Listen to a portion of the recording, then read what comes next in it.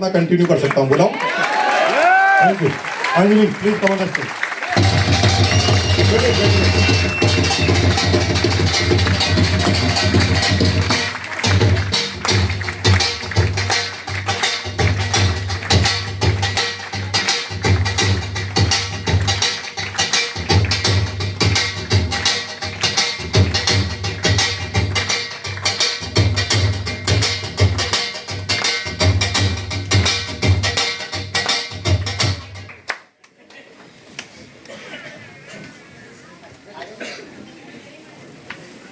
Settle down हो जाइए आप सब लोग। जय आरसीएम। कैसे हैं आप सब? जयकाश। मैं बहुत ओवरवेल्ड हूँ यहाँ पे आके। मैंने ना जिंदगी अभी तो काम करना चालू किया है आरसीएम में। अभी पापा के साथ ट्रैवल करना चालू किया है। बहुत कम बार होती है जहाँ पे मेरे को 360 डिग्री ऑडियंस मिलती है। 360 डिग्री ऑडियंस। तो थैंक यू सो मच, आपका बड़ा प्यार है। आप लोग इतना रिस्पेक्ट देते हैं मुझे थोड़ा डाइजेस्ट नहीं होता है, क्योंकि करा मैंने कुछ नहीं है। जैसा कि पापा ने आप लोगों को बताया, एक्सपीरियंस आरसीएम का ज़्यादा मेरे पास है नहीं। आप में से बहुत सारे लोग यहाँ पे हैं जो मेरे से ज़्यादा जानते हैं आरसीएम के बारे में, और मैं आपको कुछ सिखा नहीं सकती आरसीएम के बारे में। बट एक चीज़ में एक्सपीरियंस मेरा ज़्यादा है, वो है आरसीएम को करीब से देखने का, आरसीएम को जानने का। आरसीएम 23 साल का है, मैं 24 साल की हूँ, तो उस चीज़ का एक्सपीरियंस मेरे पास थोड़ा ज़्यादा है। मैं जब भी स्टेज पे आती हूँ तो एक मोटिव के साथ आती हूँ कि मैं लोगों को मेरी स्टोरी बताना चाहती हूँ आरसीएम के थ्रू। सुनना चाहेंगे? yes! पीछे वाले भी सुनना चाहेंगे? yes! चलो, बात शुरुआत होती है जब मैं बहुत छोटी बच्ची थी। मैं बात कर रही हूँ 2nd 3rd ग्रेड की, जब मेरे को समझ में आने लगा था कि पापा कुछ काम करते हैं। मुझे समझ में आने लगा था कि आरसीएम नाम की चीज़ है, क्योंकि लोग है ना पागलपंती के साथ चिल्लाते रहते थे, जय आरसीएम जय आरसीएम जय आरसीएम। तब मेरे को समझ में आने लगा भाई जय आरसीएम जैसी कोई चीज़ है, ऐसा लगता था मुझे उस समय। 2nd ग्रेड की बच्ची को, 2nd 3rd ग्रेड की बच्ची को एक पापा मम्मी ने स्कूल के टूर पे भेजा, शिमला। कहाँ पे? शिमला भेजा। स्कूल का टूर लगा था शिमला में, और वहाँ के लिए मेरे मम्मी पापा ने मेरे को 200-300 रुपए दिए थे खर्ची के लिए। जब हम लोग वहाँ पे शिमला पहुंचे तो मेरी टीचर ने मेरे को बोला, ये जो 200-300 रुपए तुमको मम्मी पापा ने दिए हैं, इससे तुम तुम्हारे मम्मी पापा के लिए कुछ लेके आ जाओ। आप सब लोग करते हैं ऐसा? जब भी आप कहीं जाते हैं बाहर घूमने, फैमिली मेंबर्स के लिए कभी ना कभी कुछ लेके आते हैं, या फिर आस पड़ोस मिलने वालों के लिए कुछ ना कुछ लेके आते हैं। मैंने भी वही किया। उस समय मेरी मम्मी के लिए मैं बहुत अच्छी शॉल लाई थी शिमला से, और मेरे पापा के लिए एक वुडन पेन लेके आई थी शिमला से। मुझे उसकी शक्ल सूरत अभी तक याद है, उसके ऊपर कार्विंग थी, शिमला शिमला लिखा हुआ है, वुडन कलर का पेन था। मैं इतने प्यार से वो पेन लाई थी पापा के लिए, और जब मैं भिलवाड़ा आई, मैंने मेरे पापा को वो पेन दिया। मेरे पापा ने वो पेन फेंका और बोला, ये आरसीएम का नहीं है, मैं यूज़ नहीं करूँगा।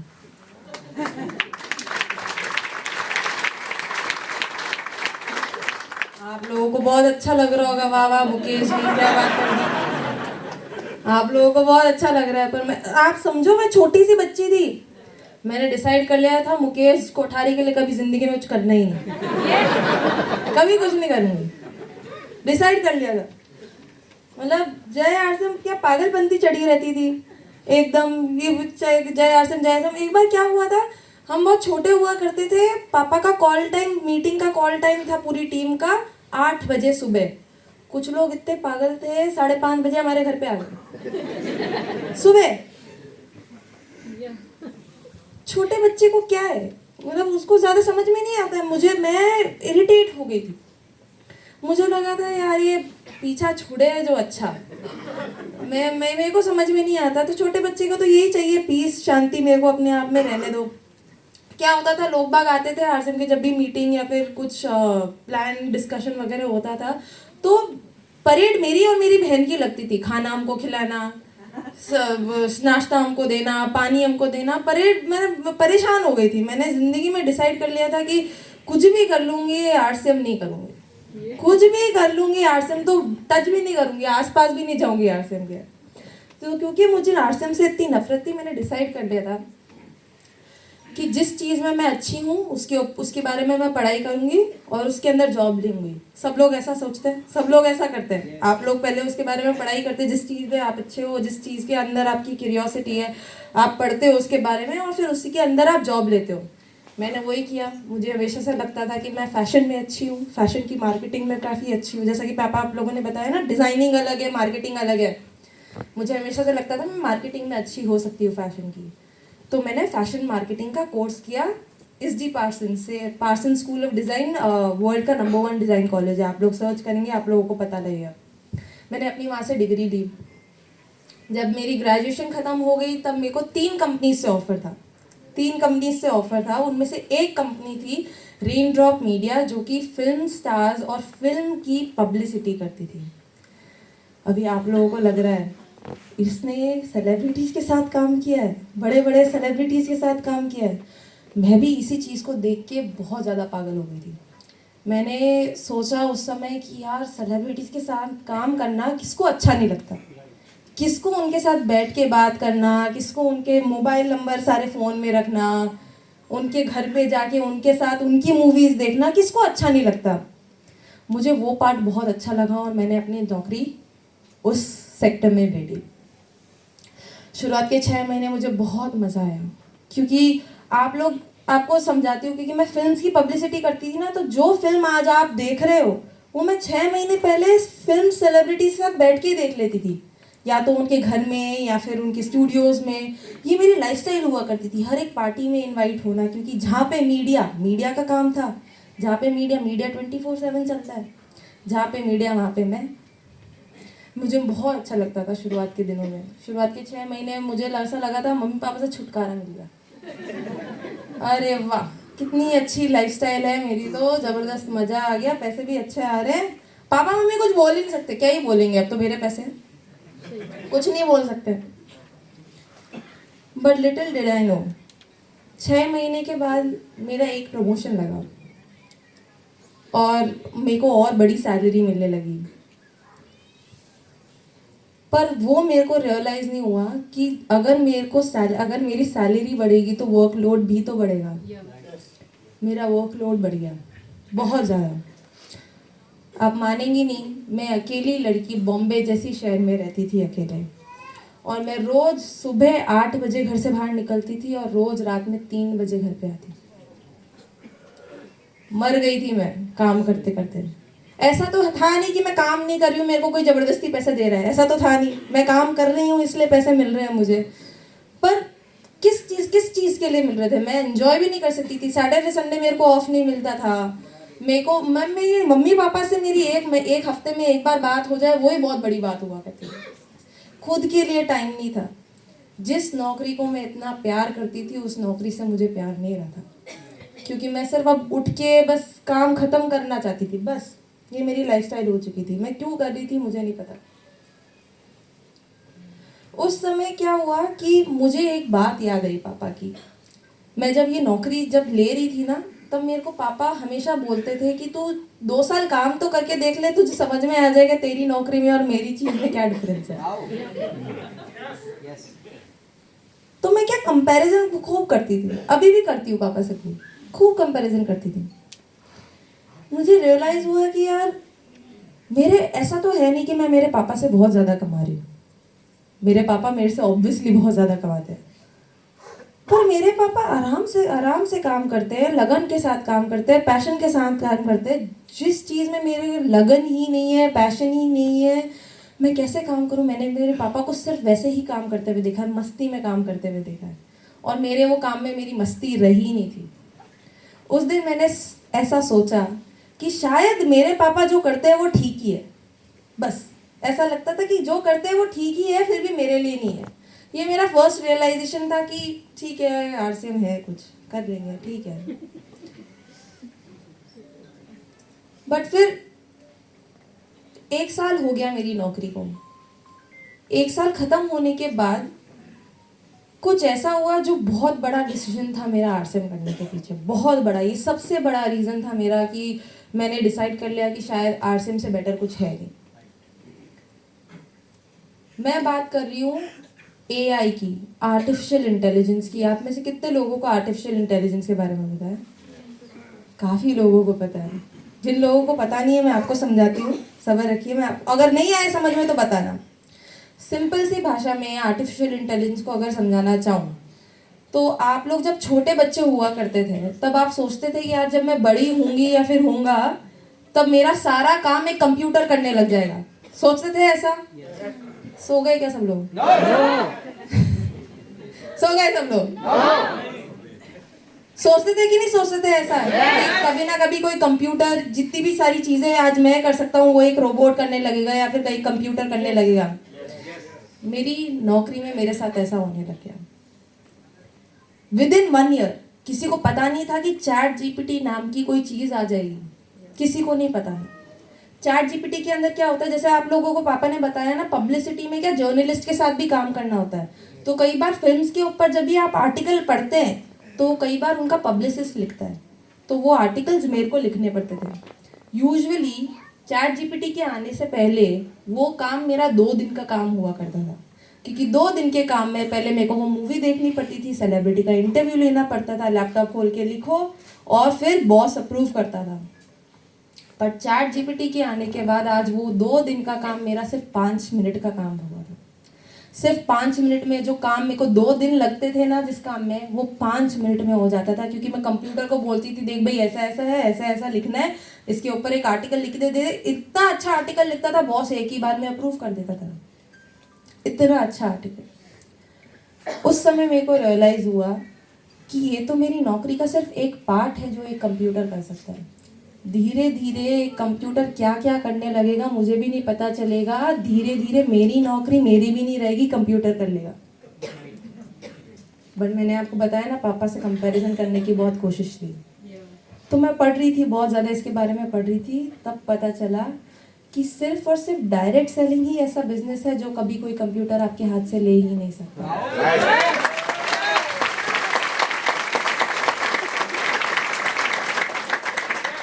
जानना चाहेंगे क्यों? जो लोग नहीं जानना चाहते वो चलो बताती हूँ। Direct selling at core, direct selling का मतलब ही ह्यूमन कनेक्शन से है। आप जब भी किसी इंसान से बात नहीं करोगे, ह्यूमन इमोशंस नहीं समझोगे, ह्यूमन इंटरेक्शन नहीं करोगे, जब भी किसी से बात नहीं करोगे तो डायरेक्ट सेलिंग हो ही नहीं सकती। आपने कभी किसी कंप्यूटर को बात करते हुए देखा है? तो कैसे कोई कंप्यूटर डायरेक्ट सेलिंग कर सकता है? हमें शुरुआत से सिखाया जाता है कि कंप्यूटर को सिर्फ 0 और 1 समझ में आता है। क्या? 0 और 1, वही कोड समझ के आज कंप्यूटर जो कुछ भी कर सकता है वो कर सकता है। पर कभी कोई कंप्यूटर ह्यूमन इमोशन समझ ही नहीं सकता। आपकी क्या प्रॉब्लम है, मेरी क्या प्रॉब्लम है, उसके अकॉर्डिंग मैं आपको एक प्रोडक्ट बताऊं, ऐसा कभी कोई कंप्यूटर कर ही नहीं सकता, क्योंकि कंप्यूटर को डेटा चाहिए रहता है, हिस्ट्री चाहिए रहती है, इमोशन नहीं समझ में आते कंप्यूटर को। जब मुझे ये चीज़ समझ में आई मुझे लगा ये बहुत ज़्यादा फ्यूचरिस्टिक है। मेरी नौकरी तो धीरे धीरे चली जाएगी और मुझे पता है आज तो विदिन 1 ईयर एक कंप्यूटर मेरी नौकरी करने लगा है। धीरे धीरे क्या हो जाएगा पता नहीं चलेगा। अभी जैसे आप में से कितने लोग फार्मर्स हैं यहाँ पे? कोई फार्मर है? और क्या क्या ड्राइवर्स वगैरह हैं यहाँ पे? कुछ नौकरी करते हैं। तो जैसे आप लोगों को बताना चाहूंगी मैं, अगर आपको लग रहा है कि ड्राइविंग का बिजनेस कहाँ जा रहा है, कहीं नहीं जाएगा, कभी कोई कंप्यूटर कर ही नहीं पाएगा, पर कर रहा है ना। टेस्ला ने ऐसी गाड़ी बना दी है जो ऑटोमेटिक चलती है, किसी ह्यूमन की जरूरत नहीं होती है। फार्मर्स, अगर कोई फार्मर है तो उनको बताने में बहुत खुशी होगी कि ऐसे फार्म डेवलप्ड हो गए जहाँ पे रोबोट्स ही काम करते हैं, एक भी इंसान काम नहीं करता। वो रोबोट जाता है, एक बीम फेंकता है उसके ऊपर, प्लांट के ऊपर, पता लगा लेता है इसको क्या बीमारी है, पेस्टिसाइड की जरूरी है, कितना पानी की जरूरी है, फ्रूट निकालना है या नहीं निकालना है, सब कुछ पता कर लेता है। तो अभी शायद इंडिया में ये चेंज धीरे धीरे हो रहा है, बट विदिन 5 ईयर्स ये चेंज बहुत ज़्यादा तेज हो जाएगा। मेरे को ये जब चीज़ रियलाइज हुई मुझे लगा कि आगे पीछे मुझे आरसीएम में कुछ ना कुछ तो करना पड़ेगा। मेरे पापा के पास बहुत सेट, मैं लकी हूँ कि मेरे पापा ने मेरे को एक सेट बिजनेस करके दिया है। आप भी वो अपने बच्चों के लिए चीज़ कर सकते हैं।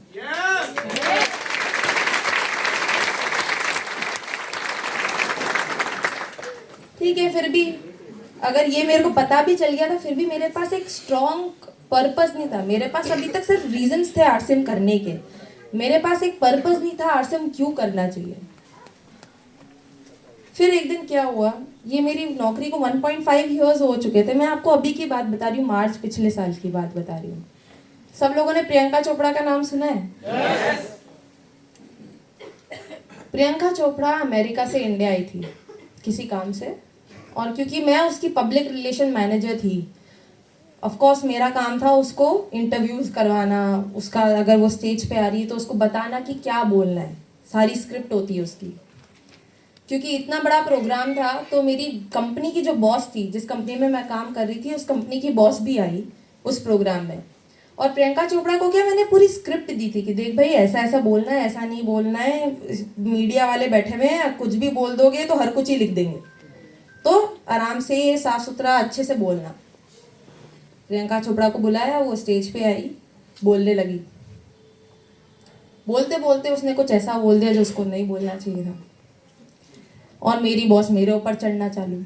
मेरी बॉस, तेरा दिमाग खराब है, तेरे को बताया तो था कि ऐसा ऐसा नहीं बोलना है, नहीं तो जर्नलिस्ट हर कुछ लिख देंगे। मेरी क्या मिस्टेक, प्रियंका चोपड़ा का मुंह है, आएगी बोलेगी जाएगी, मेरी क्या मिस्टेक, मैंने तो बता दिया, इसमें मेरी कैसे मिस्टेक हो गई? जब उसने आया है, मैंने स्क्रिप्ट दे दी, इसमें कैसे मेरी मिस्टेक हो गई? सारे बॉस ऐसे ही होते हैं, खड़ूस, सारे बॉस समझते ही नहीं है रीजन, एक भी रीजन नहीं समझते। मेरी बॉस ने, जो मेरी मिस्टेक भी नहीं थी, उसके ऊपर मेरे को इतना रुलाया उस दिन। लड़कियां समझेंगी, उस दिन मैंने काजल मस्कारा पहन रखा हुआ था, रोते रोते सब कुछ साथ में आता है साथ में। पैंडा, किसी पैंडा को देखा है किसी ने? पैंडा की जैसी लग रही थी मैं, पैंडा एकदम काला काला आंखें, एकदम ऐसी ऐसी हो गई। इतना रुलाया मेरी बॉस ने मुझे। उसी दिन रात में 12 o'clock के पास मैंने पापा को फ़ोन किया, और मैंने पापा को बोला, पापा मैं क्यों कर रही हूँ ये नौकरी, मुझे बिल्कुल भी अच्छी नहीं लग रही है। एक मतलब मजदूर की तरह काम करवाए जाते हैं, रीज़न भी नहीं समझते, मुझे बिल्कुल भी मज़ा नहीं आ रहा, मैं किसके लिए कर रही हूँ ये नौकरी। आप मेरे को बताओ, अगर मैंने फ्यूचर में कभी डिसीजन बनाया आरसीएम करने का, तो आप मेरा साथ दोगे? पापा ने बोला, अभी के अभी नौकरी छोड़ और आरसीएम चालू कर दे।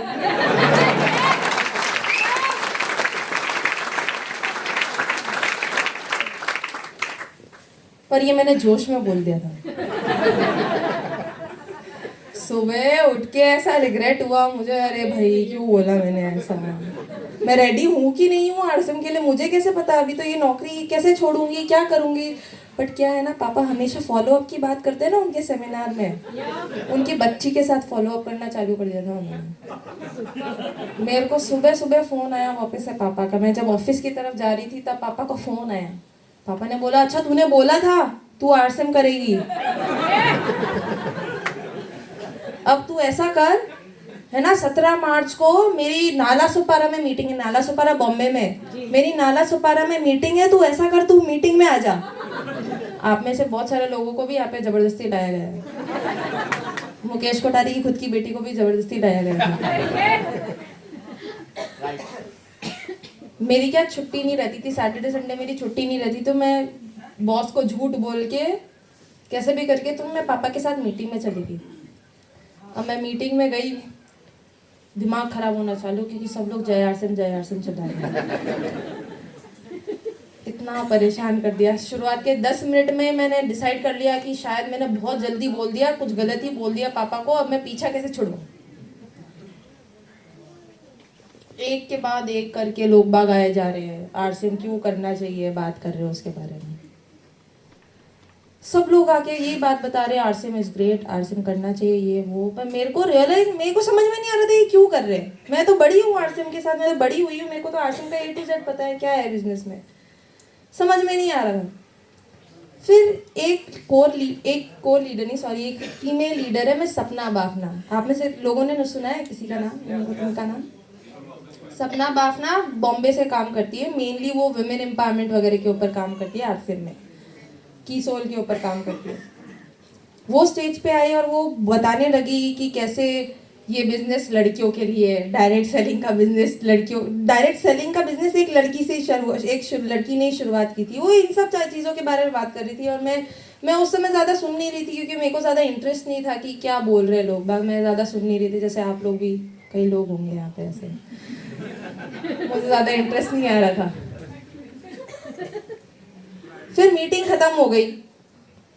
मीटिंग ख़त्म होने के बाद बहुत सारे लड़के, बहुत सारी लड़कियां मेरी एज की मेरे पास आई और वो बताने लगे कि आपकी लाइफ कितनी अच्छी है, आपको तो कोई प्रॉब्लम ही नहीं आती होगी, कितनी अच्छी लाइफस्टाइल है, आप तो इतना सब कुछ कर सकते हो।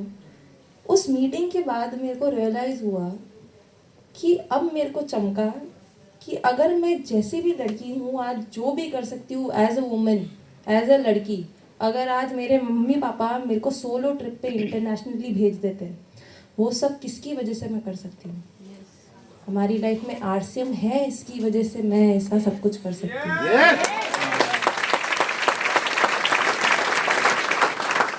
अगर हमारी लाइफ में आरसीएम नहीं होता, अगर पापा आरसीएम नहीं करते, तो आज जो कुछ भी मैं एज अ लड़की कर पाई हूँ वो मैं कभी नहीं कर पाती, कभी भी नहीं कर पाती। मैंने जो भी मेरे करियर के थ्रू सीखा मैं कभी नहीं सीख पाती। और जब ये मेरे को रियलाइज़ हुआ ना, तब मैं चाहती थी कि ये स्टेज जो आज मैं यहाँ पे जहाँ पे हूँ, वो स्टेज मैं बाकी लड़कियों को भी एक्सटेंड करना चाहूँगी। क्योंकि अगर मेरी लाइफ में सिर्फ आरसीएम की वजह से इतने सारे चेंजेस आ सकते हैं, तो बाकी सारी महिलाओं की लाइफ में क्या क्या हो सकता है।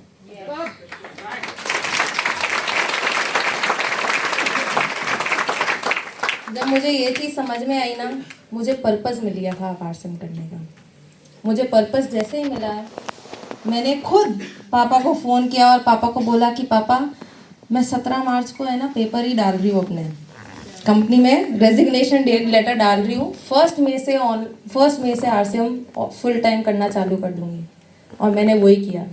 साथ में को आप सब लोगों ने देखा होगा नेक्स्ट जनरेशन का इवेंट, बहुत सारे लोगों ने नहीं देखा है तो कभी यूट्यूब पे देखना। उधर से मेरी आरसीएम की जर्नी चालू हुई। अभी बहुत सारे लोग, आप लोग मेरे को बहुत कुछ सिखा सकते हैं, बट क्योंकि मेरे पास ये स्टेज है, पापा की वजह से मेरे पास ये स्टेज है, तो मैं यहाँ पे इन रीजंस के बारे में इसलिए बात करती हूँ क्योंकि ये 3 रीजंस ऐसे अतरंगी से रीज़न नहीं है। ये सिर्फ मेरे रीजंस ही नहीं है, ये आपके रीजंस भी हैं अगर आप गौर करके इसके बारे में सोचे तो। सबकी नौकरी सबको परेशान करती है, सबका बॉस सबको परेशान करता है, सबकी नौकरी सबके हाथ से जाने वाली है। और वुमेन एम्पावरमेंट सिर्फ आज एक लड़की का काम नहीं रहा है, लड़कों का भी इक्वल काम हो गया है। सिर्फ एक लड़का ही घर नहीं चलाता है, लड़की भी इक्वली साथ देती है उस चीज़ में। तो क्योंकि ये जो 4 रीजंस जो मैंने आपको बताए हैं, ये सिर्फ मेरे रीजंस नहीं, आपके भी रीजंस है। और अगर आपके रीजंस नहीं है तो अगर आप किसी को आगे फ्यूचर में किसी को ज्वाइन कराएं, उनके रीजंस बन सकते हैं, स्पेशली यूथ। एआई का जो ये पॉइंट है ना, ये सबसे बड़ा रीज़न था मेरा आरसीएम करने का। आप किसी भी यूथ को जाके इसके बारे में अगर समझाएंगे तो वो समझेंगे, क्योंकि हर यूथ को पता है कि एआई कैसे कैसे उनकी जॉब ले रहा है। इसी के साथ मैं अपनी बातों को विराम देना चाहूँगी, क्योंकि आप लोगों को लग रहा है मुकेश जी कोठारी को कब बुलाएंगे वापस से। आप लोग यही सोच रहे कि किसको माइक पकड़ा दिया, इसके लिए तो नहीं आए थे हम। But anyways, thank you so much, आप लोगों ने मेरे को सुना।